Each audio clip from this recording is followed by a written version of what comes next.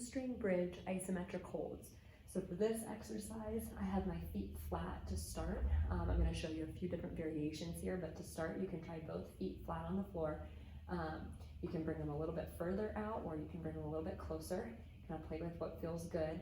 And then what you're going to do is you're going to think of pulling your feet back towards your butt, but your feet aren't moving, so that's going to engage those hamstrings.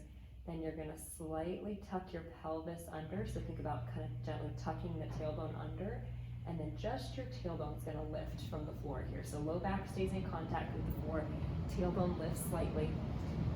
You can reach low if I told you to reach low, or you can also reach up here. So sometimes we'll use different things based on how somebody presents. So if you have a low reach, you're going to hold here and just breathe. Inhale through your nose.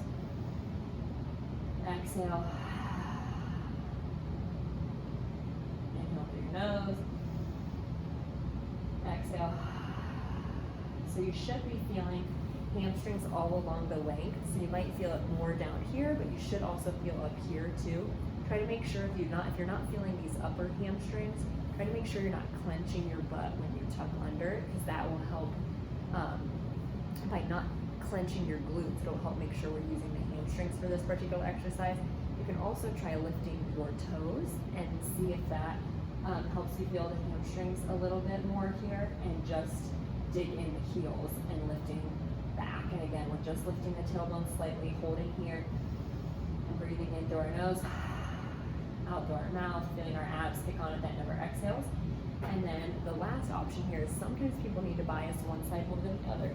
So if you have a yoga block or even a book at home, you can elevate one foot on the block, and then you're thinking of pulling back, same thing. So same as before, you're thinking of pulling back through those heels, gently tuck the pelvis under and lift that tailbone, feeling those hamstrings engage.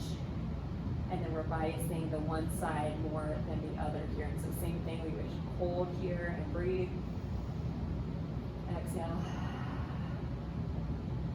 So if we need to work one side more than the other to kind of even out or strengthen one side, then I may have you elevate one foot underneath the block also. So that's the last variation there. Again, there should not be any pain. We're just breathing through this exercise, holding for an isometric